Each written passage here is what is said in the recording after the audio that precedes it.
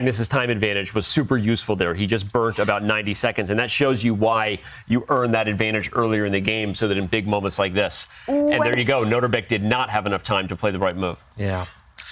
Yeah, I mean, but can't White just eliminate this one? This is why I thought this was maybe not the correct way, because now White can go rook takes knight. I would be taking that knight, you know, without any thought now. I mean, trying to just stabilize it. Yeah. Magnus now touching the 1 minute mark. Will he get rid of this knight? And he does it. Great call there by Sai, and picks up the pawn. The D pawn is weak as well, and Nordibek with just 25 seconds on the clock, down 2 pawns now in the position, but he does pick up a key central pawn. I didn't see knight take d4. You know, that simple move. This is why they're so good. They see one move deeper. Magnus had foreseen that he's dropping the e-pawn, but he just gets his king out of dodge. The white king now is actually just running away, and okay, nice pin there from Abdusattorov. Don't pick up that black knight. The white knight is needed to block the g-file. There's checkmate threats there. It's crazy position. I mean, brilliant play by both sides. Yeah, brilliant. I mean, they're both under a minute now, and it's only a 1 pawn advantage, and Magnus giving the pawn back now. I think it's a great idea. If he gets to the end game, he's the only player who can win, and we know he loves the end game. And if knight takes, well, then now d6 falls. I think you could probably take both ways, but rook takes seems to be the...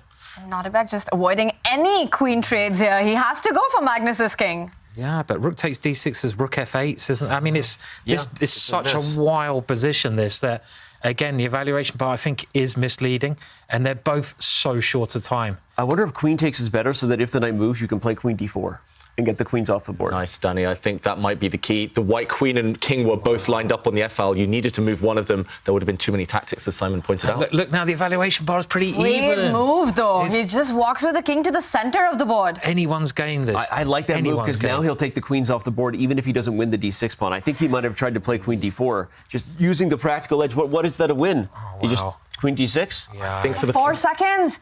And look at, he reacts. He knows he's made a mistake. Yeah. He goes back. First mistake of the game in terms of practical play there. He just lost a pawn with gain of tempo. But the queen guards g1 now, so knight f5 is on the agenda. Yeah, oh, he's just swapping off. Oh, man. That was a shame. 1 second, and did he get flagged? Oh, under 1 second when he made that move, but it's not going to help him here. 2 pawns down, and he's had to retreat his knight. Attacker's gone. This is a mathematics equation now. Just knight f5 coming in. David. Look at the queen's board geometry. She doesn't guard g1 anymore, but she guards g5. Yeah.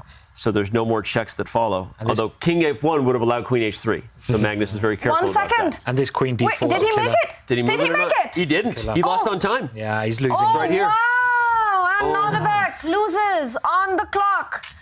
What a game, what a win, an absolute wild ride there. And you can see Nordibek disappointed, but he really did give it his all. He was so close, created his chances. We got a glimpse of his genius with the sacrifice that he made. But when you're playing against Magnus Carlsen, sometimes even genius is not enough. And look how